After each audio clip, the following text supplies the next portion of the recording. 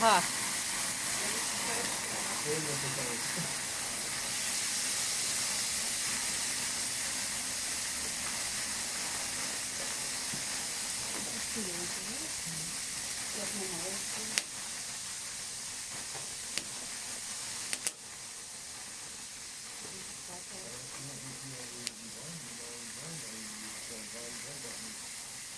Ja, da kommt jetzt Wasser raus und wenn jetzt richtig heiß ist, kann es Ja, das ist ja noch nicht auch so gefährlich, ne, wenn wir uns das mal ansehen. Weil es jetzt einfach richtig heiß ist, ne?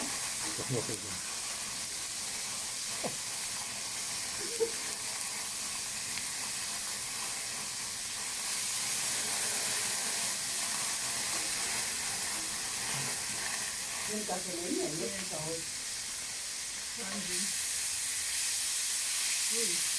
Das ist extrem heiß jetzt. Das ist offene Feuer, ne? Aber es soll ja auch nicht lange braten, sondern Leckeres sofort Rinderfilet.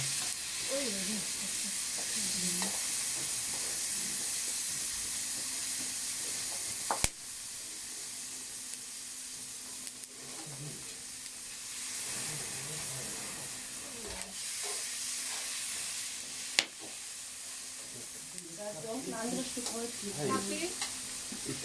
Oder möchte jemand Kaffee? Ja, gerne aber auch. Gerne. Ja. Oh, pardon. Hendrik, bringst du meine Tasse auch mit? Danke.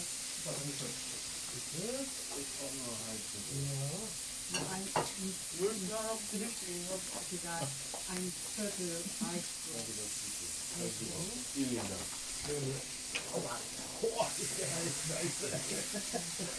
Mama, möchten Sie?